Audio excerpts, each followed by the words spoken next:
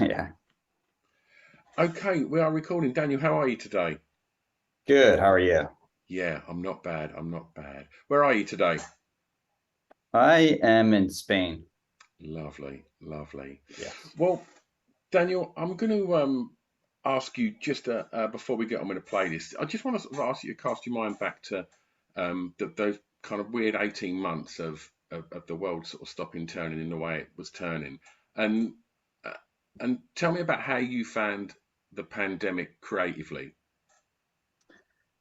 I mean, I think for me, because we finished touring on our previous record, Marauder, in November 2019. So we were kind of, we normally have a sort of cycle in that moment where we just take a big break, go back to regular life, sleeping in your own bed, and then I start kind of writing anyway, like, just seeing what's there and what ideas are fermenting. So in a strange way, like to me, short of being, it didn't I was already kind of like in a nesting sort of like initial stages of being, trying to write new material anyway. Yeah, So obviously it was a very bizarre time in the world, and it's in a very scary time, a frightening time, and a terrible time. But as far as like, I have a lot of friends, I have a lot of friends who basically had records just come out middle of starting tours, and their yeah, plans obviously got very much wrecked and redirected and put on pause for very good reason. For me, I was already sort of in like that, like as I was saying, like that nesting period anyway. So being locked down, though not ideal, I was already kind of in a creative moment, and it just sort of kind of cemented the, I think I was pretty grateful that I had this thing that I was used to creating at home. I usually yeah, songs begin with me, and they begin like with me sitting on my couch and like playing a classical guitar and yeah. drinking coffee and watching a film or something like that. So not that much deviated from that, because that's what I was supposed to be doing, and I didn't really have Yeah, much choice in absolutely. that matter besides doing that. So I put it to good use, and I just cracked on with what I already started, working by the time the lockdown happened, and it and I wrote a lot of the songs that ended up being on our new record, The Other Side of Make Believe, during that moment of the initial stages of being locked down and so forth. Okay, wonderful. Well, Danny, let's start your playlist. And I'm going to ask you, please, for track one to tell me the song that you regard as having the greatest ever intro, please. Well, this is where it's like I feel like for me it's like kind of an impossible. I mean, I guess for everyone it probably is. I mean, short of racking my brain in a very painful way, trying to get to the what is my truly my favorite intro. And I'm sure there is one, or there's certainly like three or four that I'd rank up there. I just couldn't get there, under that pressure. I'm sure later on after we finish this interview, like, oh yeah, of course, duh. I'm sure you hear this all the time. But there's one piece of music, and it's actually not completely like an intro per se to what comes next in the song. They're like two different pieces of music, but I'm quite confident it was written to be sort of a setup for the next track. So it feels like one that so essentially for all intents and purposes they're separated by two, as two tracks on the recording, but they really feel like one song together. And so the intro to that, like I would say, okay, so the technically the intro, because I would say it's just like the song is just an intro, the portion that I'm talking about. It's called Equally Damaged by Blonde Redhead. I just love it. But then what comes next is the song in particular, which is it just the equally damaged ends, and then the other song like begins with like almost like a count off, and it's clearly they're meant to be sewn together. So Yeah, still it's pretty like even on a recent run that we did over the last couple of months, we would end our show and we would play these two songs, nice. because they're just like they and I this record came out in 2000, and it's still sounds very fresh and actually, I was a big fan of Blonde Redhead, you know years ago, and then even and then I had like the very dream kind of moment of touring with them, and they became like good friends, and I've like had Christmas dinners at their place, and and things like that. And now it's like it's one of those nice moments where you go from them being kind of like heroes and you being like a little geeky fan about them, and now they're just like your friends and like you don't even think twice about it. And but nonetheless, when I hear their music, and in particular when I hear these two pieces of music, Yeah. I just love it. When you're writing, uh, tell me about like how much time you spend on an intro. And I'm also interested. I've never quite framed this question right, Daniel, but I always like to ask songwriters this. But the way that people seem to be getting their music now. They seem to be very spoiled, and the attention spans seem to be getting shorter. And we're seeing more mainstream pop writers, these songs becoming short, almost jingles now, Mm, and kick in with the chorus, and no fat on the bone. It's got to be like hook, right. hook, hook. How much of them kind of movements in, where people find the music and how they, access it and stuff, like how much of that filters through into your creative process, if at all? I mean, there's just, sometimes it does. And then I feel like I mean, and I feel like in those kind of moments, that's definitely something where it goes less from the initial stages of me maybe like writing a song, and more when we're actually putting the song together and making it, and fleshing it out to become like an Interpol piece of music. That's maybe when we're like, oh no, let's not rush this. Let's like add a couple more sequences and just let it sit.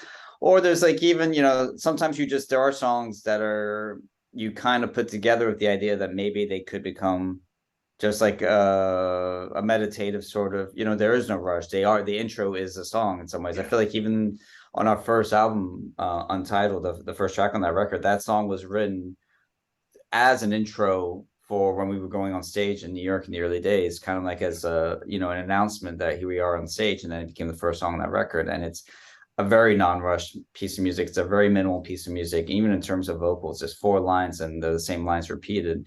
And I love that. I mean, just in general, beyond the state of like a slow build intro, just the idea of like a song that is just, it has the illusion of a song with changes, but ultimately it's the same progression over and over again. I'm very much in love with that still, where it's just there's parts that come and go, almost like chairs in an orchestra that are called to play one part and then they sit down, but it's the same movement over and over again. Even the last song on our new record, it's called Go Easy, in parentheses Palermo, and it's just like the same guitar riff played differently, maybe with different kind of dynamics, more intensity, and so forth. That Paul has verses and so forth vocally, but ultimately it's the same part over and over again. And but the illusion when you listen to it, there's this change and that happens in this movement, but the nucleus actually is really within the same field, and I just like that. I feel like when you have those opportunities to do so much or so little, like to me that's the best. And rather than be like, oh, we put here and then we go here and then we go there, and like really jamming it in with too much,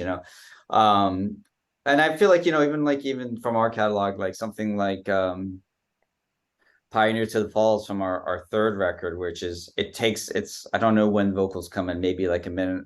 I feel like actually the drums come in like a minute and a half or 2 minutes into the song or something like that, but when they do, it's very gratifying. And when we play yeah, it live, it's very gratifying. And so I think it's more of those moments of arrangement. It's less about like when it's just me writing the piece of music.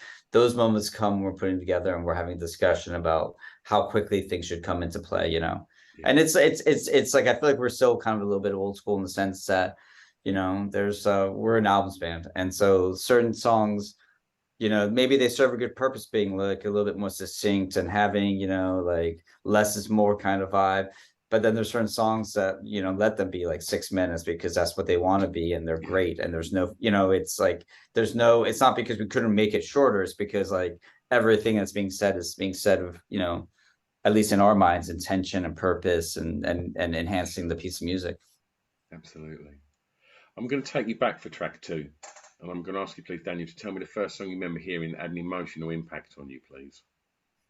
Yeah, I think it was actually Gino by Dexy's Midnight Runners. Ah, what a I was living. record! Yeah, I think I was I mean it's quite distinct because I was living in London at that time. I was born in London and I have two older brothers, um and I don't, I mean, I'm sure, and I know both my brothers really like Dexys Midnight Runners and so forth, but I don't remember at that time. I felt like my oldest brother was, was in the Jam fan club, and my first musical, we all shared a bedroom, and my first musical memory is just staring at his wall of all the Jam, like, Paul Weller and all the Jam cutouts and so forth, and being like, I didn't even, beyond music, it was like, it's almost like the religion right there facing at Yeah, me. And so that had a strong impact on me. But if Dexy's Midnight Runners felt like the first thing that I saw that just had an impact, not through my brothers, it was just something that I remember seeing them on Top of the Pops, and something about the way that they would dress, their intensity, their commitment, and the tune itself. Just I yeah, really, the whole thing, and I was probably like 5, but just really resonated with me. And Even though like little wool hats, I mean, to this day, I love like little night watchman hats like that. I still collect them. So yeah, I love that song. And I just actually had to listen to it before doing this, and I was like, yep, it's resonating me. It's giving me the same kind of chills as it did when I was a little kid. And it's so weird, like when people talk about great vocalists, like Kevin Rowland's voice is so unique, isn't it? He sounds like nobody else. It's such a crazy voice he's got, and wonderful, wonderful band. And I think they get overlooked quite a lot. And I think uh, I often talk about. I guess most people are familiar with "Come On Eileen" as a Dexys classic, which in the Yeah, UK is just like it gets played at wedding receptions, and it's just yeah, it's yeah, become a Mr. Brightside. But when you get that moment, I've gone on about it quite a few times on this podcast. If you get a chance, like to sit down and listen to "Come On Eileen," and actually just like not just take it for how you normally hear it in a party. It's an incredible record. It's got so many different places it goes, and it makes on paper it makes no sense, but it's just a really amazing piece of music that I think kind of gets a little bit sort of sneered at because it's become a party classic. Do you know what I'm saying, Daniel? yeah, no, the changes and the slowdown of the Yeah. tempos and and it's like a movement as well. It does feel Mm. like that way, and they're all, and I mean, even but just like even I feel like Gino too, though, when you look at this, it's like you're right about his voice. It's the Yeah. range and the purity and the it just cuts. You know what I mean? You really Absolutely. feel it, and so it's one thing actually almost like it was good to kind of go back and watch that Top of the Pops performance because it's intense. You know what I Yeah. mean? And I know Top of the Pops is Top of the Pops, but there's something about like they're not phoning it in. They're Yeah. really, really just like they're just all there. Everyone's really doing their thing, and it's Mm. like I mean, it's like it's a deep scene change. There's something Yeah. about they have like an agenda, and they're you really feel it. Yeah. But I know what you mean by Come On Eileen as well. Yeah. And they look like a I gang, didn't they? they look like a gang. I mean, they're like, and they're and when you put it in the place and time of what was going on, it's like they are carving out a niche that are not that's different than their peers. Yeah. There's a lot of gangs at that particular moment in time coming out of the UK, and that are or having a moments of attention, but they look really different than the specials or from obviously the Jam like we're talking about Yeah. and the Damned and countless others. Wonderful. Wonderful. Well, let's stay in the formative years for track three. And I'm going to ask you, please, Daniel, tell me the song that reminds you of your time at school, please. This is actually switching gears. When I was 11, I moved from France to Washington D.C. And then a few years later, it became like I got very much became a skateboarder, and then I got into Washington D.C. has like a very historic like D.C. like hardcore scene, and I got very much into that. I was really influenced by that, and to this day, it's probably like Fugazi is probably the band that's influenced me, maybe the most as a musician, as a guitarist, but the band that really just was just kind of mind blowing and still one of my favorite bands to this day. One of the bands I listened to before going to a show, before playing, one of our shows is Bad Brains. And there's some, and just they came from DC. And when you see old footage of them, I never got to see them in their heyday, but when you see old footage of them, it's just mind blowing the Yeah. intensity of it. But the song "I Against I," which is it's not later Bad Brains, but Bad Brains put out the first record I think like 1980 or 79 or something like that. This is like 1986 I think, which in Yeah. in that time period it felt like eons later. And musically it is a bit little. I was never a metal person. I was always more of like punkish hardcore kind of stuff, and metal, and but there's something about I Against I where there's like a mixture. They actually were not afraid in that song to incorporate some kind of metalish sort of riffs into like a hardcore kind of vibe. And then again, we're talking about time signature changes and just kind of crazy slowing it down, picking it up, and then you put in the time and place of how they recorded it. They were such superb musicians, just like Yeah. extreme, just so great that that they did this all together. They probably did this like in a day or whatever. It was not with much cushion. And but you feel the song, and when I hear it to this day, it brings me right back to being 15-year-old or something. What did 15-year-old Daniel want to be at school? Ah, I man, just wanted to make it. I think out of school, really, just as it was not easy moving to. It was not easy moving to America as like a little English French kid, and I was just trying to kind of fit in and not like really stick out too much. But I started playing guitar when I was like 14, 50, so around that time, and didn't have any, wasn't any uh illusions that I could, one day, like, I was playing in bands in high school and stuff like that, but I never thought I'd be able to play music with my life or whatever. I was just trying to finish school and then move to New York. That was like my plan essentially. And then, as once I moved to New York, it just became like I was still writing songs, and I was kind of feel like I was progressing and so forth. But still, like, I knew that, hey, you got to do so, this is not gonna work for you. This doesn't, odds are stacked against you. So I started working at record labels and so forth, but while still playing and playing music and writing songs. Then I started Interpol, and then while still working on record labels. And then slowly but surely, it wasn't until like I opened Domino Records, the US office in my house. And it wasn't until Interpol was basically a month or two into touring, or maybe a little bit longer, on Turn on the Bright Lights, our first record, that I was like, maybe I can quit my job now. And then so that's when I was like, hey, Domino, who were like close friends, like maybe this, but so, long story short, at that time I didn't know. I was just trying to Yeah. get through high school and stuff. But I'm always interested as to like how location affects like aspiring musicians and people that want to sort of excel in a creative industry. Hmm. Surely with a guitar in your hand and wanting to do something in music, coming from DC and seeing how DIY culture is it's so famous, for that hardcore scene and Yeah. the whole kind of everything the Fugazi stands for and things like that. It must have felt like, oh, okay, look, people from around here can do this.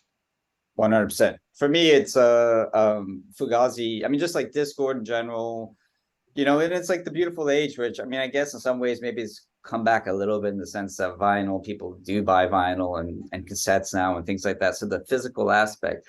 But just when you actually, back in that time period, both on cassette, on vinyl, when you just study the back of a record and you're like Discord, and then you're like, who, and you're seeing the scene and you're imagining the scene, and you're a little bit, the guy on the kid on the outside, and Yeah, you're like yeah. seeing where they played, even in the heyday. Like, one of the places that they used to do shows, like Minor Threat and all those bands, was very close to where I lived. And so you're like, wow, kind of, a little bit pride, a little bit mind blown. And but then it's, as I was mentioning before, Fugazi to this day is probably the band that had the most influence on me, where it was just, yeah, their ethos, for sure, that like you can do whatever you want to do, is you put your mind to it. And then just sort of having I don't know, like a moral sense about doing things. The fact that they always like charge so little at their shows, and postmarked all their Yeah. CDs with like, don't pay more than $8 or $9, and all those things. These things are like these principal notions. And I got to see Fugazi quite a few times, and they was just incredible. Like, easily one of the best bands I've ever seen in my life, to this, for sure.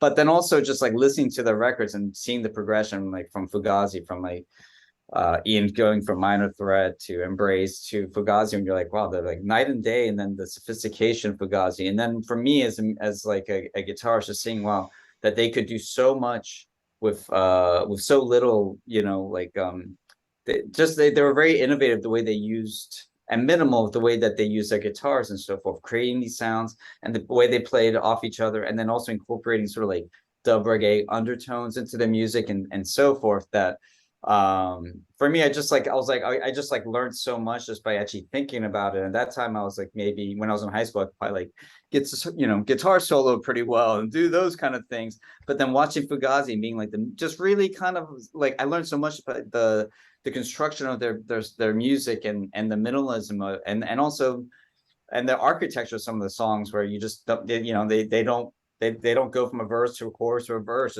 they go in new directions and so Yeah. forth. That it just really blew my mind. It was a really formative thing. And yeah, and to this day, I just can't, I never get tired of the records. I listen to them all the time as well.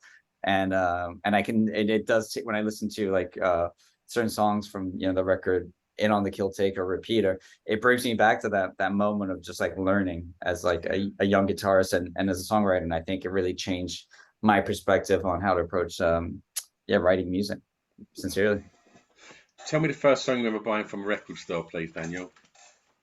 This was when I was living in France, and I lived in a tiny, tiny village where there wasn't even a supermarket, and so to go to a record store was, I don't know if I think I probably had to go to Paris. So it was like 45 minutes away or something like that. But it was The Unforgettable Fire.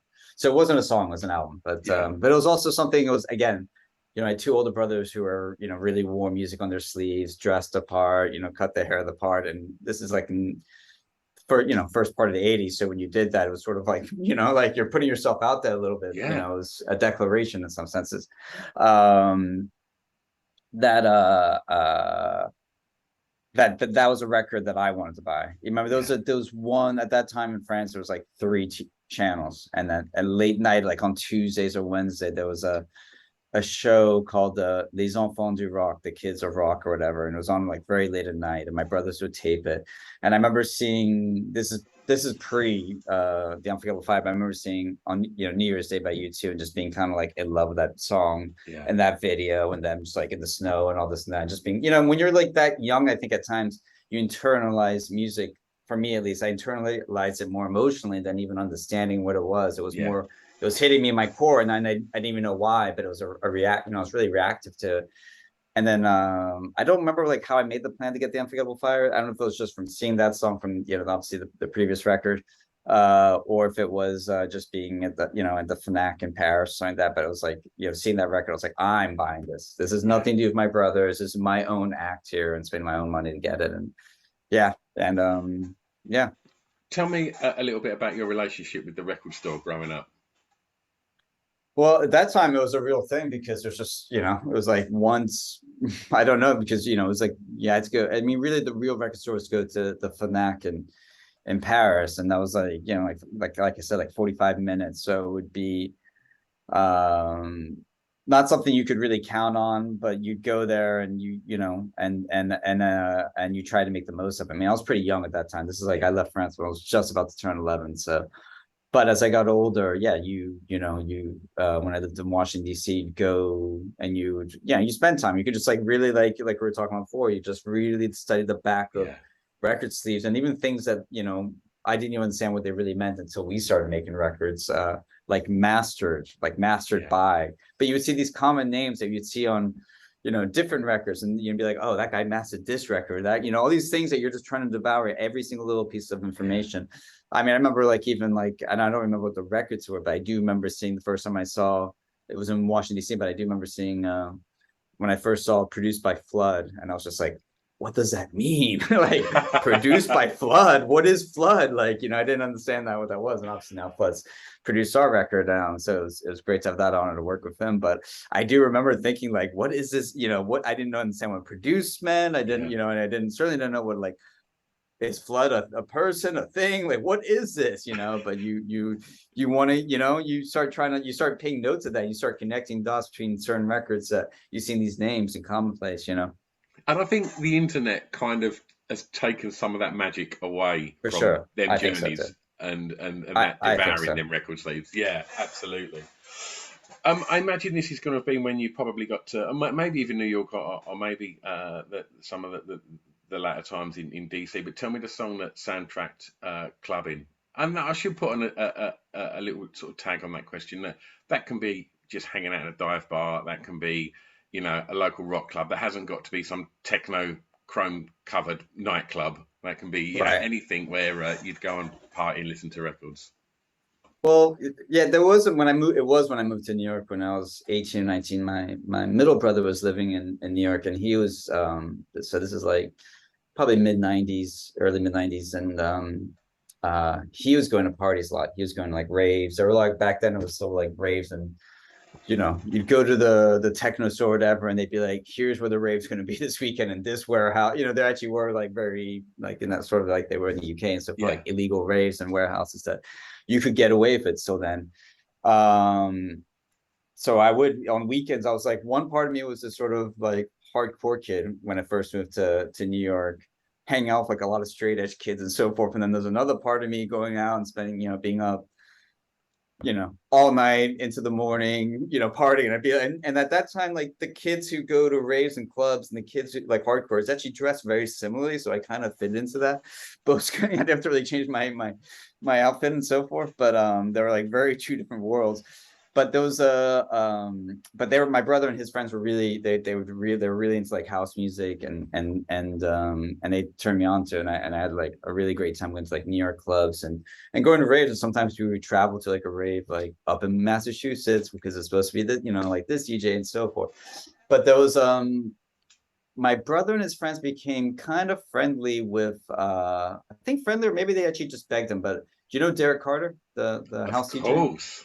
Yeah, so I don't know. I mean, I think maybe they became friendly just because he would see them. They were like huge fans of his, and they would see him. He'd be like one of those DJs that we'd go drive to see. Go to like Massachusetts to go see him at this rave.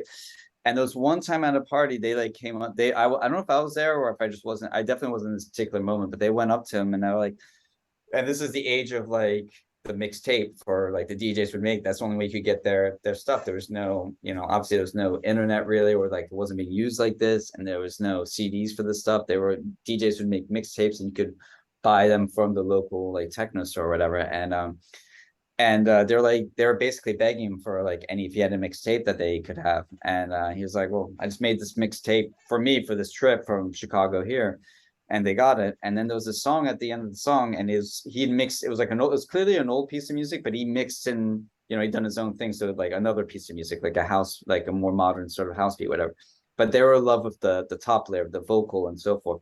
But at that time, to figure out what it was, if you didn't know already, you're just, you're basically at the whim of asking people. Yeah. And we used, and basically it was so we went, so like, and I fell in love with this piece of music too. It's like a great song. I'm not trying to like build this up, whatever, but we basically spent like a whole day just going to every single record store in New York City and just singing this line to like the guy like that, being like, it's this and blah blah, and like most people didn't know. And then we finally went to this store on Carmine Street in the West Village. I don't know if it was, I feel like it was like this place called House of Records or something like that.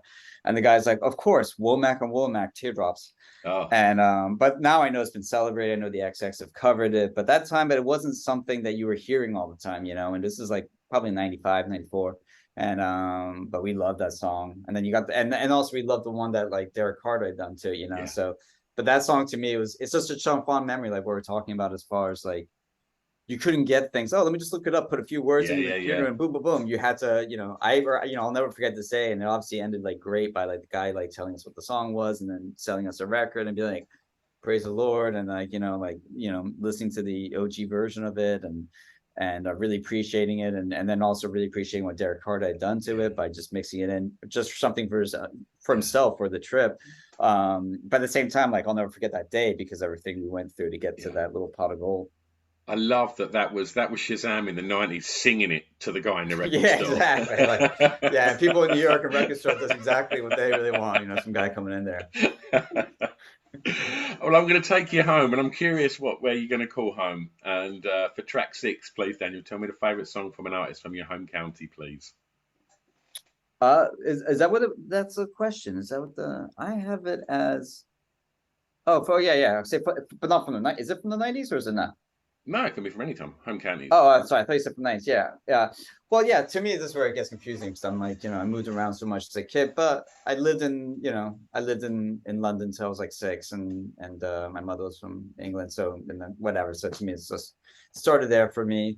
I don't know. This is a really hard one to kind of break it down, right? It's too difficult. But I would say if I had to choose, I would say the Clash is such a formative influence on me, and the Guns of Brixton is still, I mean, there's so many great Clash songs, but that one just, I don't know, it just, as soon as it drops on the stereo, you're like taken back to that first time you heard it, and I just love it. I remember when I was like 13, and I had this ingenious friend who had like a hoodie, and granted, there's far better ways now. I'm like wearing like little wireless headsets in my my earbuds, but back then, what you couldn't do that. So what he did is he had a hoodie, and he'd sewn his head earpieces inside of his hoodie, put it on his head, and then he had like a Walkman, and so he could just like and I knew he was like listening to Clash a lot back then, and I just like so he could basically be listening to the Clash while in school with his hoodie on his head and get away with it.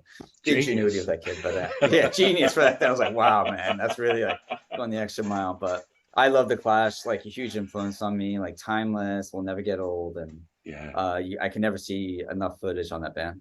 Yeah, oh, absolutely. Well, it's the last track, Daniel, and I'm going to ask you, please, to be a tastemaker now. And it's a song that you think many people may not know that you would like them to hear, please.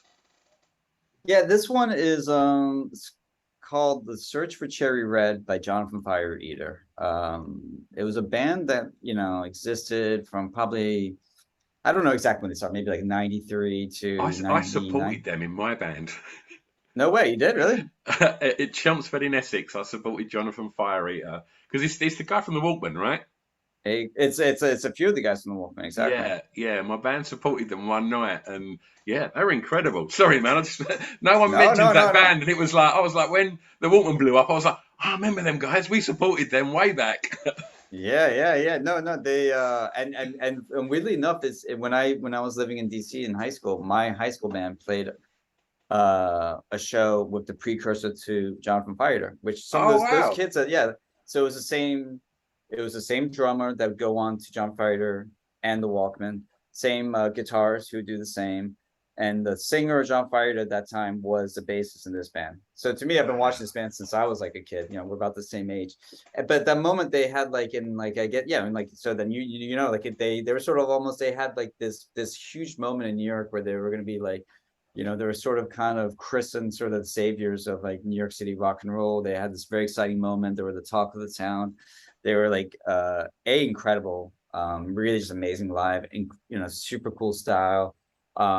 Stewart the singer is just a poet, just irresistible. Like just when he told even just telling you a story, and you just dropped it. Your all of your attention were on the music and on him and what he was telling you. They're incredible. They had so much hype, and they got, it was like the folklore of, rock and roll. They got a huge deal and this and that. And then, like this, some, they had some bad luck and some terrible things and so forth. And so they didn't live up to all this attention, this anticipation. But the music did, and Yeah. this EP did, the EP, Tremble Under the Boom Lights. That's what it's called. Like that's like, and this record, that's what Search for Cherry Red the song's from. But this song to me is to this day, I just love the song. It just kills me, and it's just like the epitome of cool, and it's a great story, and and I just love them. And to this day, there's like a fan club of John Fighter. Like Yeah. sometimes you'll get like a connection with like some friends and other bands by their like common sort of allegiance to this band or having this moment of seeing them. Yeah. What was the name of your band? Lilo. Lila. Okay, cool. I know, like for instance, like I know Jamie from the Kills. I know the Kills have covered this song, the Yeah. Search for Cherry Red. I know Oh that. I really? fit.